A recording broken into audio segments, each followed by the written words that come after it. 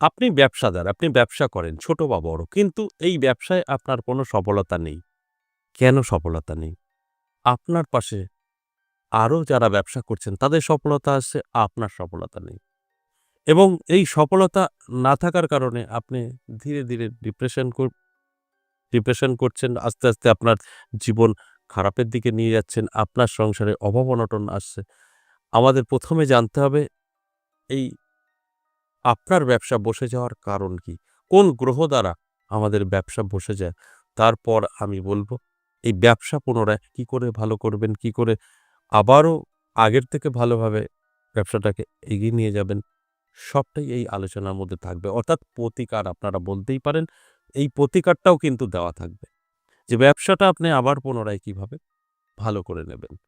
সবটাই আলোচনা করব। অবশ্যই অনুরোধ করব সম্পূর্ণ প্রোগ্রামটা দেখার। কারণ শেষ পর্যন্ত দেখলেই প্রতিকারটা জানতে পারবেন। আর মাঝে থেকে বেরিয়ে গেলে কিছুই বুঝতে পারবেন না। আর প্রতিকার যেটা আমি বলব সেটা সম্পূর্ণ না দেখলে সেটাও মিস করে ফেলবেন। কারণ কোথাও গিয়ে শুনতে আপনার কষ্ট হবে বা বুঝতে পারবেন না, সেইভাবে এপ্লাই করবেন, ফল পাবেন না। তাই অনুরোধ রইল শেষ পর্যন্ত দেখুন। অত্যন্ত গুরুত্বপূর্ণ এই আলোচনা। মেক্সিমাম জাতক-জাতিকারা যারা ব্যবসা করছেন তাদের কিন্তু ভীষণভাবে চাপে আছে।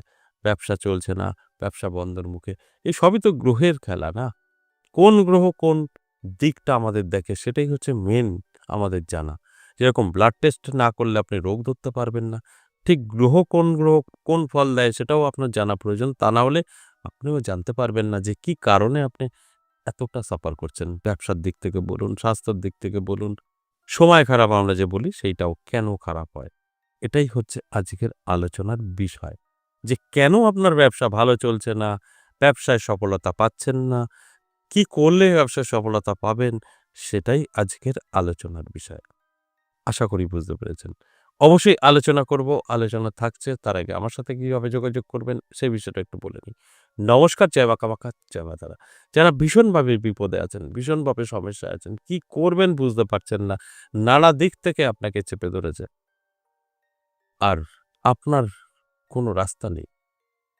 সেটা হতে পারে ঋণ ধারে জড়িয়ে গেছেন, হতে পারে বাস্তু এতটাই খারাপ, কেউ না কেউ সর্বদা অসুস্থ থাকছে এবং আপনার ফ্যামিলিতে আপনার সন্তান বা আপনার স্বামী নেশাগ্রস্ত হয়ে পড়েছে বা আপনার স্ত্রী, আপনার স্বামী বা আপনার সন্তান অবাধ্য হয়ে গেছে, কথা শুনছে না বা আপনার ফ্যামিলিতে নানাভাবে অবৈধ সম্পর্কে জড়িয়ে গেছে। টেনশন, দুশ্চিন্তায় আপনি ভুগছেন। কি করবেন? বহু জায়গায় গিয়েও বল পাননি।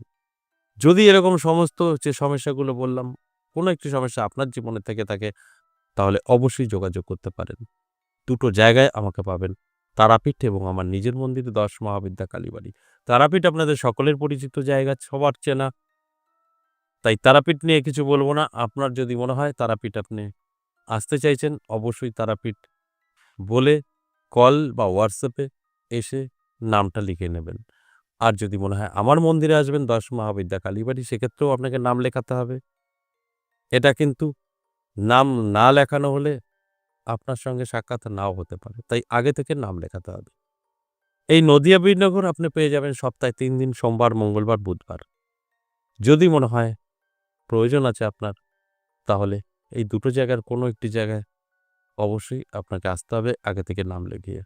তাহলে আপনি সঠিকভাবে আপনার সমস্যা নিয়ে আলোচনা করে জীবন থেকে মুছে ফেলতে পারবেন এবং সুন্দরভাবে আপনার জীবনটাকে এগিয়ে নিয়ে যেতে পারবেন।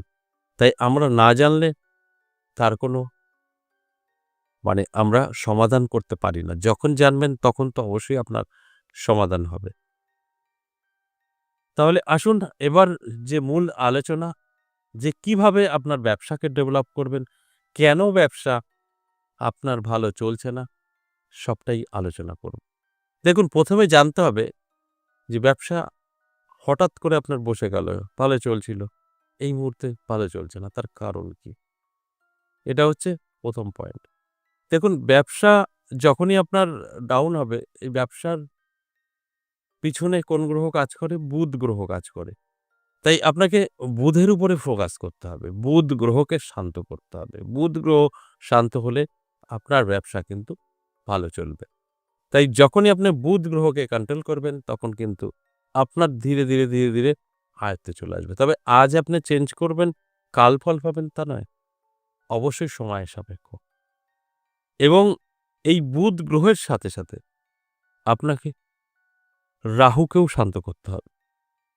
কারণ বুধ গ্রহ তো আপনার বিজনেস দিকটা দেখবে, আর রাহু অবশ্যই আপনার অর্থ দেখবে। তাই সেখানে দাঁড়িয়ে এই বুধ গ্রহ এবং রাহু, এই দুটো গ্রহকে যদি আপনি শান্ত করতে পারেন, তাহলে আপনার বসে যাওয়া ব্যবসা কিন্তু আবার চলতে শুরু করবে। আর ইনকামও প্রচুর বৃদ্ধি পাবে। এবার এটা কন্ট্রোল করাটাই হচ্ছে চাপের বিষয়। এই দুটো গ্রহকে কিভাবে আপনি কন্ট্রোল করবেন? আজকের আলোচনা থাকবে। আমি অবশ্যই বলব কোন দিক থেকে আপনারা একটু সচেতন হয়ে চললে নিজের সময় খারাপ নিজেই বদলাতে পারবেন। এই খারাপ সময়টাকে ভালো করে নিতে পারবেন। তাহলে আসুন কি নিয়মে আপনাকে কি ধারণ করতে হবে, তাহলে আপনার ব্যবসা ভালো চলবে, সেটাই আজ জানানোর চেষ্টা করব। প্রথমত আপনাদের বললাম যে বুধ এবং রাহু ভালো থাকতে হবে। এবার এই বুধ এবং রাহু যখনই আপনার ড্যামেজ হবে অর্থাৎ নিচস্থ হবে তখনই আপনার সময় খারাপ দেখা দেবে। তাই এটা ভালো করে বুঝতে হবে, ভালো করে বুঝে শুনে তারপর যেকোনো কাজে আপনাকে এগোতে হবে। সেখান থেকে 100% সাকসেস।